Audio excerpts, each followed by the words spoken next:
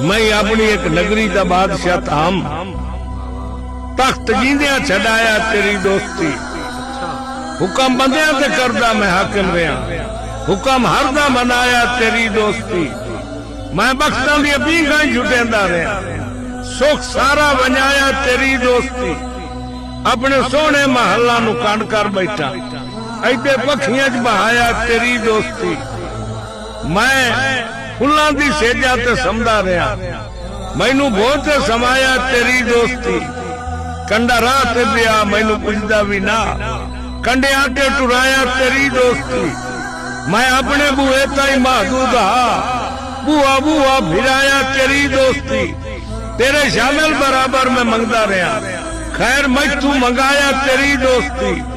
इो खैरात खुद में वडेंदा रहा, खैर सगवा हटाया तेरी दोस्ती।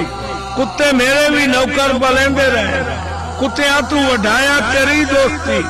अखी पानी रोवन तू तो बोरबा शान, खून अजकर रुआया तेरी दोस्ती।